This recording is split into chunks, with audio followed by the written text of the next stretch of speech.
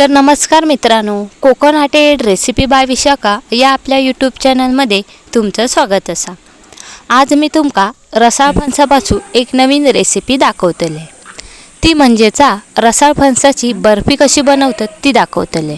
तर barfi बघूसाठी video skip न करता शेवटपर्यंत नक्की बघा। आणि ह्या चॅनलवर तुम्ही नवीन असाल तर चॅनलला सबस्क्राईब करा, लाईक करा आणि व्हिडिओ जास्तीत जास्त लोकांपर्यंत शेअर करा। तर चला रेसिपी सुरुवात करूया। पहिला आपण साहित्य बघूया काय काय लागतात।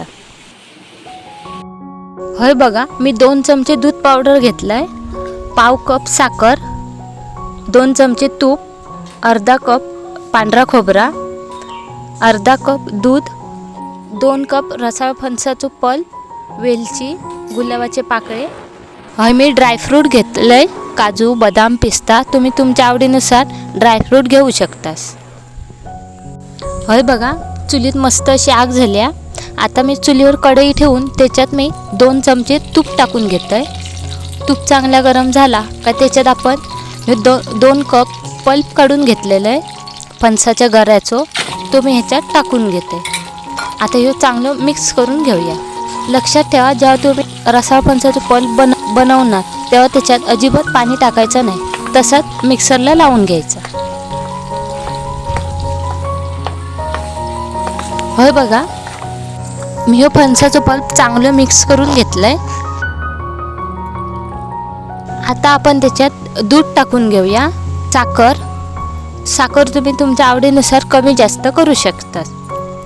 आता त्याच्यात मी ड्रायफ्रूट टाकून घेतोय, मी काजू बदामाचे तुकडे केलेले ते टाकून घेतोय, तुम्ही तुमच्या आवडीनुसार ड्रायफ्रूट टाकू शकता। आता मी त्याच्यात पांढरा खोबरा टाकून घेते, म्हणजे डेसिकेटेड कोकोनट। आता मी त्याच्यात टाकते 2 चमचे दूध पावडर।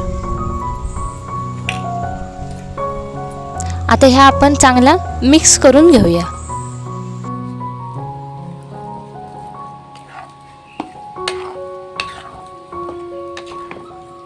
तुम्ही अशी फणसाची बर्फी कधी बनवलात काय?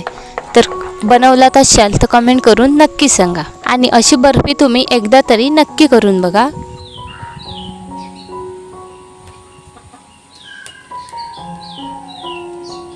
आता ह्या मिश्रण घट्ट होईपर्यंत मिक्स करून घ्यायचा। तर हे बघा, हे मिश्रण थोडंसं घट्ट झाला, अजून जरा घट्ट होऊ कया। ह्या मिश्रणाचं गोळ होऊ कयो, जशी आपण खोबऱ्याची बर्फी बनवतो सेम तसं मिश्रण ह्या करून घ्यायचं। आता ह्याच्यात मी वेलची पावडर आणि गुलाबाचे पाकळे टाकून घेतले। जर तुमका गुलाबाचे पाकळे आवडत नसतील तर तुम्ही नाही टाकलात तरी चालत। आता ह्या मी परत एकदा चांगला मिक्स करून घेते। तुम्ही ह्याच्यात थोडासा जायफळ किसून टाकलात तरी चालत।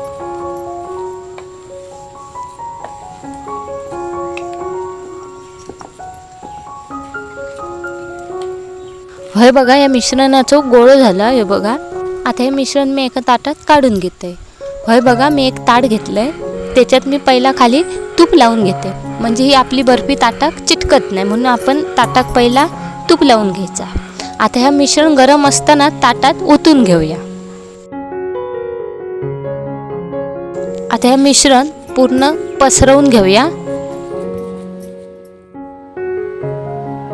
होय बघा, मी हे मिश्रण पसरवून घेतले। आता ह्याच्यावर मी काजू, बदाम, पिस्ता हे मी किसून घेतलेले ते वरती मी डेकोरेशनसाठी टाकून घेते। आता मी ह्याच्यावरती गुलाबाचे पाकळे टाकून घेते।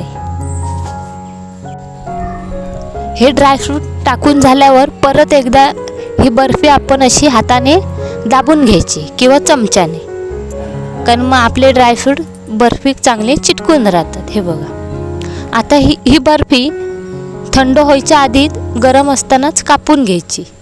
तुम्ही ही बर्फी तुम्ही हव्या त्या आकारामध्ये पण कापू शकता।